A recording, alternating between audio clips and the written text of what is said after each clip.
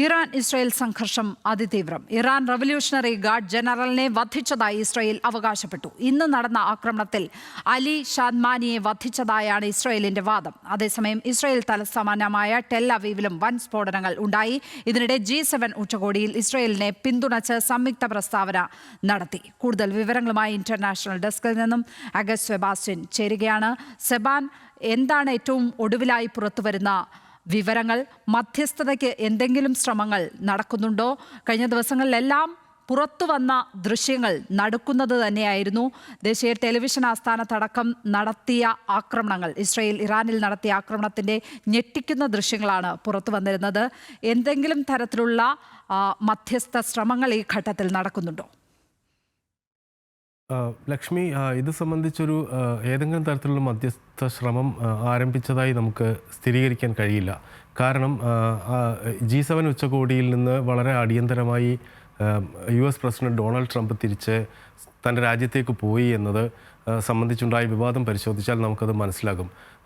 French president Emmanuel Macron ട്രംപിൻ്റെ പെട്ടെന്നുള്ള തിരിച്ചുപോക്കിനെ അത് ഇറാനും ഇസ്രായേലും തമ്മിലുള്ള സംഘർഷത്തിന് മധ്യസ്ഥം വഹിക്കാനാണെന്നുള്ള അദ്ദേഹത്തിൻ്റെ പ്രസ്താവനയ്ക്ക് അതിരൂക്ഷമായ ഭാഷയിൽ ട്രംപ് നൽകിയ മറുപടി പരിശോധിച്ചാൽ അത് മനസ്സിലാകും. ഞാൻ മധ്യസ്ഥ ശ്രമത്തിനല്ല പോയത്. അദ്ദേഹം ഈ തിരിച്ചു പോയതിനെ സംബന്ധിച്ച് മാധ്യമപ്രവർത്തകരുടെ ചോദ്യത്തിന് അദ്ദേഹം പറഞ്ഞത് അടിയന്തരമായ കാര്യങ്ങളുണ്ട്, അതുകൊണ്ടാണ് ഞാൻ പോകുന്നത് എന്ന തരത്തിലുള്ള പ്രതികരണമാണ് നടത്തിയത്. അതേതായാലും സംഘർഷവുമായി ബന്ധപ്പെട്ട, അല്ലെങ്കിൽ ഇസ്രായേൽ ഇറാൻ ഇപ്പോൾ നടക്കുന്ന യുദ്ധവുമായി ബന്ധപ്പെട്ട അടിയന്തര സാഹചര്യമാണ്. അതൊരു വാർ എമർജൻസി ആണെന്ന സൂചനയാണ് ട്രംപ് നൽകിയത് എന്നതാണ് യാഥാർത്ഥ്യം. ഒപ്പം തന്നെ മക്രോയുടെ പ്രതികരണത്തോടുള്ള അദ്ദേഹത്തിൻ്റെ പ്രതികരണം, മക്രോ പ്രശസ്തി ആഗ്രഹിക്കുന്ന ആളാണ്, അദ്ദേഹത്തിന് ഒരിക്കലും ഒന്നും ശരിയാവാറില്ല എന്ന തരത്തിലുള്ള പ്രതികരണമാണ് അദ്ദേഹം നടത്തിയതും എന്നതും മനസ്സിലാക്കണം. പക്ഷേ G7 ഉച്ചകോടിയുടെ സംയുക്ത പ്രസ്താവന, G7 രാജ്യങ്ങൾ സംയുക്തമായി ഇറക്കിയ പ്രസ്താവനയിൽ ഇരു രാജ്യങ്ങളും ഒരു സമാധാനത്തിൻ്റെ പാതയിലേക്ക് എത്തണമെന്ന് പറയുമ്പോഴും അതിൻ്റെ രണ്ടാമത്തെ പാരഗ്രാഫിൽ പറയുന്ന, രണ്ടാമത്തെ വാചകമായി പറയുന്നത്, ഇസ്രയേലിന് അതിനെ സ്വയം പ്രതിരോധിക്കാനുള്ള അതിൻ്റെ അവകാശം ഞങ്ങൾ എടുത്തു പറയുന്നു എന്ന വാചകം കൂടി നമ്മൾ ശ്രദ്ധിക്കണം. ഇന്നലെ ടെഹ്റാനെ സംബന്ധിച്ചിടത്തോളം ടെഹ്റാൻ്റെ പൂർണ്ണമായും അതിൻ്റെ ഏതെങ്കിലും തരത്തിലുള്ള സൈനിക സാധ്യതകൾ, ഇസ്രായേലിനെ ചെറുക്കാനുള്ള സൈനിക സാധ്യതകളൊക്കെ അവസാനിച്ചു വന്ന ഇന്നലത്തെ ഇസ്രായേലിലേക്ക് ഇറാൻ നടത്തിയ ആക്രമണം പരിശോധിച്ചാൽ മനസ്സിലാകും. കഴിഞ്ഞ ജൂൺ 13 മുതൽ ജൂൺ 13-14 ദിവസങ്ങളിൽ 200-300 മിസൈലുകളായിരുന്നു ഇറാനിൽ നിന്ന് ഇസ്രായേലിലേക്ക് പോയിരുന്നതെങ്കിൽ അത് ഇന്നലെ 20 മിസൈലുകളായി കുറഞ്ഞു എന്നതാണ് മനസ്സിലാക്കേണ്ടത്. അപ്പോൾ സെബാൻ, ഇതിനിടെ ഖമനയെ വധിക്കാനടക്കമുള്ള ശ്രമങ്ങൾ ഇസ്രായേൽ നടത്തുന്നതുമായി ബന്ധപ്പെട്ട വിവരങ്ങൾ പുറത്തു വരുന്നു. ഇറാനിൽ ഒരു ഭരണമാറ്റം ഇസ്രായേൽ ലക്ഷ്യമിടുന്നതുമായി ബന്ധപ്പെട്ട നീക്കങ്ങളെക്കുറിച്ചും വിവരങ്ങളൊക്കെ വരുന്നുണ്ട്. ഇതുമായി ബന്ധപ്പെട്ടൊക്കെ സ്ഥിരീകരിക്കാൻ കഴിയുന്ന റിപ്പോർട്ടുകൾ എന്തൊക്കെയാണ്?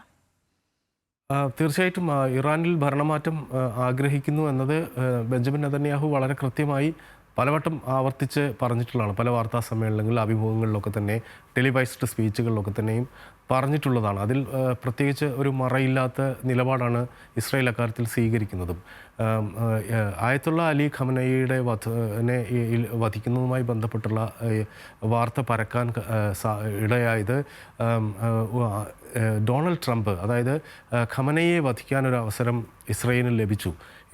അപ്പോൾ എന്ത് ചെയ്യണമെന്ന് ചോദിച്ച സമയത്ത് ട്രംപ് അത് വേണ്ട എന്ന് പറഞ്ഞു എന്ന നിലക്കുള്ള US ഉദ്യോഗസ്ഥരെ ഉദ്ധരിച്ചുകൊണ്ടുള്ള റിപ്പോർട്ടുകളാണ് ആദ്യം പ്രചരിച്ചത്. തൊട്ടു പിന്നാലെ ഫോക്സ് ന്യൂസിന് നെതന്യാഹു നൽകിയ അഭിമുഖത്തിൽ ഇത് സംബന്ധിച്ച് ചോദ്യത്തിന് മറുപടിയായി അദ്ദേഹം അത് പൂർണ്ണമായും തള്ളാതെ എന്താണോ ചെയ്യേണ്ടത് അത് ചെയ്യും എന്ന നിലക്കുള്ള പ്രതികരണമാണ് നടത്തിയത്.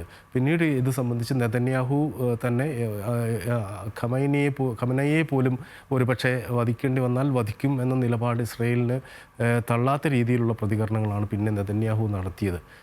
ഇത് തീർച്ചയായും ഇന്റർനാഷണൽ ഡെസ്കിൽ നിന്നും അഗസ്റ്റ് സെബാസ്റ്റ്യനാണ് വിവരങ്ങൾ പങ്കുവച്ചപ്പോൾ.